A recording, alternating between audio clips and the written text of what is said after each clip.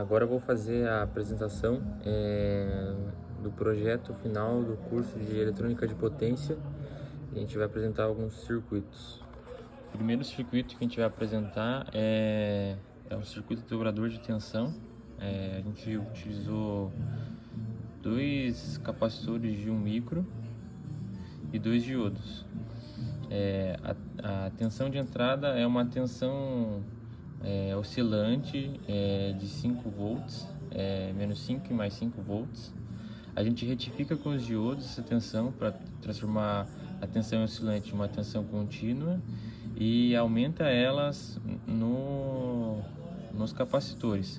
Então ela está entrando mais e menos 5 volts e a gente retificou e aumentou a potência dela e ela está saindo aproximadamente 10 volts ali, ela está bem próximo de 10 volts ali no final. Como não é um circuito ideal, né, por mais que seja simulado, ela tem um pouco de perca, né, até porque o diodo tem 0,7 volts de perca, então são dois diodos, então tem essa somatório que ela não chega a sair 10 volts no final, mas está aqui demonstrado. Esse circuito a gente demonstrou agora aqui no LT Spice, só sem montar o protótipo, porque não tinha fonte, em casa não tinha fonte oscilatória para demonstrar. Aí eu demonstrei por aqui mesmo, sabe, pelo LT Spice. O próximo circuito que também vai ser demonstrado também apenas pelo LT Spice vai ser o de flyback. Eu não encontrei transformadores de flyback para comprar no mercado, aí eu simulei só aqui no LT Spice. Tá chegando com uma entrada de 180 volts, que é aproximadamente a tensão de pico da rede de alimentação aqui da Copel, né? Só que é uma tensão, aqui tá chegando uma tensão já retificada, né? Como se tivesse um diodo aqui já, tá chegando corrente contínua de 180 volts. A gente colocou um indutor aqui mais para fazer uma queda de tensão ali. E aqui é a transformação. Eu não utilizei um 555 ou um circuito para a gente fazer o PWM, porque como é simulado aqui, eu já usei uma fonte com pulso para poder fazer o chaveamento dela. Esse chaveamento da fonte aqui, a gente pode utilizar um PWM para realizar ele. Conforme o PWM, o duty cycle dele, a tensão de saída a gente vai ter aqui na outra lado da bobina. Então eu utilizei uma fonte uma fonte pulsante para fazer esse PWM. Aí passa para cá, ele retifica pelo diodo e aumenta a gente colocou esse capacitor aqui. Aí então aqui está entrando 180 volts e está saindo aproximadamente 20 volts aqui do outro lado. A gente pode também observar a corrente que passa pelos indutores aqui, pelas bobinas, no caso do transformador. Ele é bom demonstrar e exemplificar esse pico aqui de tensão. Por mais que a gente está fazendo uma simulação, ela ainda apresenta alguns aspectos de uma simulação, de um projeto real. Que esse pico de tensão chega quase a bater em 22 volts quando a gente liga a fonte. E depois ela vai se estabilizando, né? Aqui ela está um pouco mais lisa, podemos dizer assim, porque ela está no simulador, né? Senão ela estaria bem mais oscilatória, porque sempre tem um pouquinho de perca. Aqui a gente pode utilizar um capacitor para tirar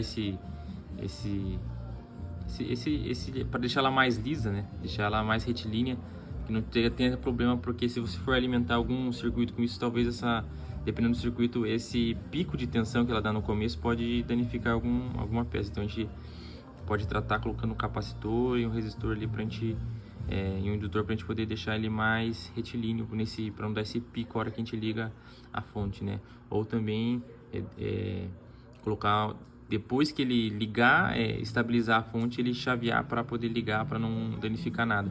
Pode ver, olha o pico de corrente também que dá a hora que a gente liga o circuito. Um pico bem alto, que às vezes pode danificar algum componente. Agora eu vou demonstrar um conversor buck. Aqui na entrada Vou medir aqui, ó. A gente vai ver aqui no multímetro. Tá entrando 12 volts. Tá meio... Tô gravando com uma mão e medindo com a outra, e é um pouco mais complicado de demonstrar. E aqui na saída, ó, tá saindo aproximadamente 10 volts. Ó. A gente tá medindo ali, ó. Tá saindo 10 volts, sendo uma queda de 2 volts de tensão. Aqui a gente utilizou um 555 para fazer o PWM.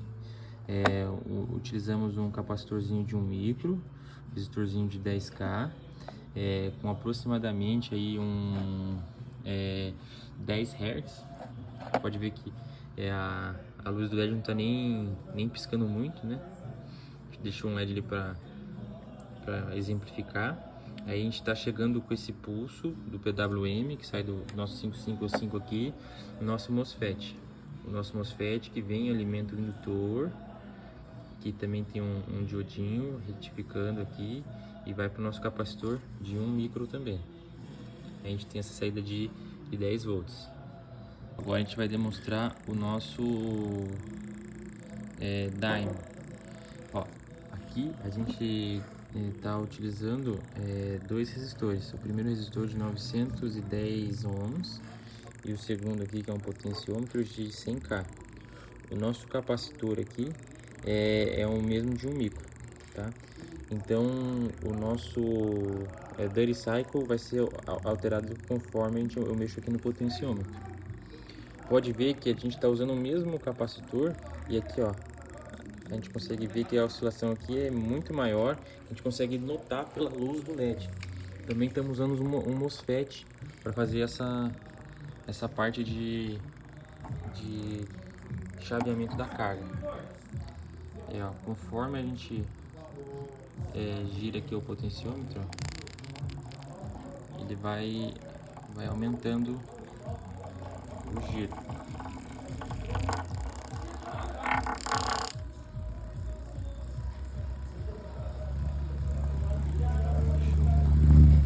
Deixa eu segurar ele assim, ó. Consegue.